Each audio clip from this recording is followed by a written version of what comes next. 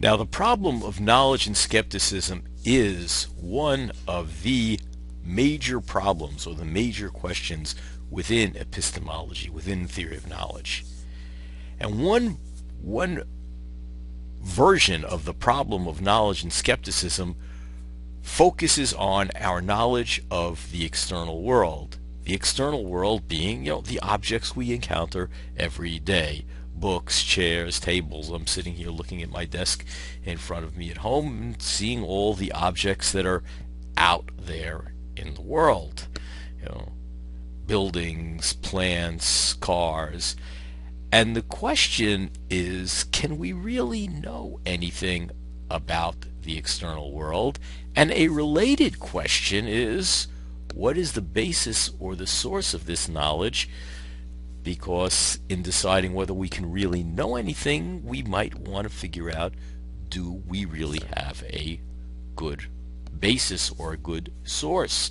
Does that basis or source of knowledge really give you good enough reason for believing?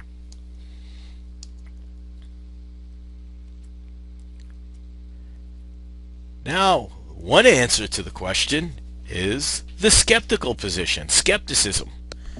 That is the answer to the first question. Can we really know anything about the external world? No.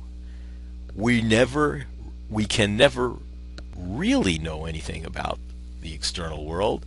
We can never be certain about the external world, although maybe we can have enough evidence to get by from a practical standpoint, which is a position that David Hume may be taken to hold. There's a debate among scholars as to whether he's really a skeptic or not, but I think it's fair to say that once we read and review David Hume, that we see that he really seems to hold a skeptical position. Now, on the other side, there are cognitivists, people who think we can know things about the external world. They answer that question, yes. Sometimes, at least sometimes being in Kornman, Lehrer, and Pappas, they sometimes refer to it as dogmatism versus epistemism. The difference between those two is dogmatism is that you just dogmatically, just without any reason, without any careful reflection, you've accepted the fact that we can know things about the external world. And they say epistemism is the view that they've carefully reflected on knowledge and have come to the decision that yes, you can know things about the external world. I prefer calling him cognitivism. I think the only person who really calls this epistemism is, or the only people are the authors of our textbook, Kornman, Lehrer, and Pappas. And with respect to the history of modern philosophy, in particular early modern philosophy, we have two versions of cognitivism. In fact, these are two versions that differentiate all of the philosophers in the period, or the major philosophers in the period. That is, their answer to the question in epistemology, in theory of knowledge, of can we know anything about the external world, or is skepticism is true? Their answers divide them into two camps. The first camp is the rationalists.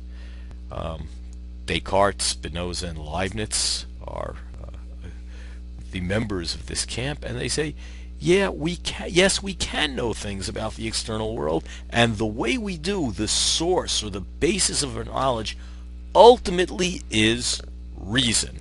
That is, without reason, we cannot know anything about the external world.